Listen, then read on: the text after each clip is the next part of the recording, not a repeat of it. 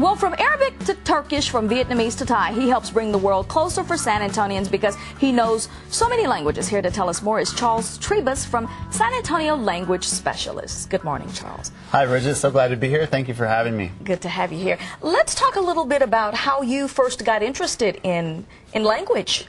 Well, it was as a child I would watch foreign movies, and one of the first foreign movies I watched was a Jackie Chan film. And I'll never forget. There's a scene in the second edition where he goes into this this big place where a bunch of ninjas are, and he's thinking to himself. So you hear his internal dialogue. And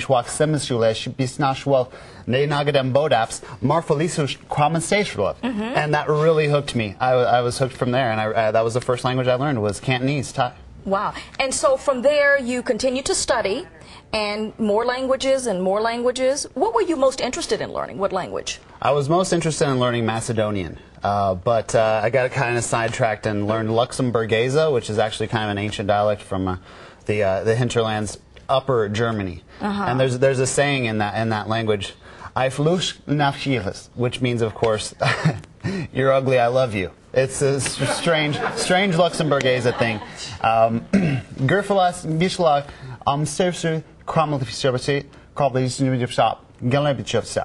And after that, that was the last time I asked for cheese in Luxembourgese. I bet you did. How long did it take you to master the languages? What was the most difficult to master, I guess I should ask you? By far the most difficult for me was Arabic. I just really don't have any kind of pronunciation ability for that. Romance language is fine. Morphology, Zamashrovsky, Blamisu, Krofilis, Marfelisko, Komskiwuf.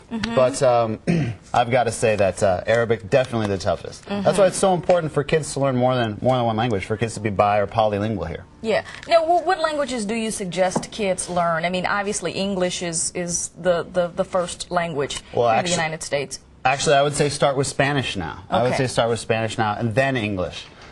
Start with Spanish and then English? Start with Spanish, then English. And then you can move on to more complex dialects, maybe Grufelisnash, Zalmafrushkis, Simsha Swulovki, Marfalo Sevshinovsky,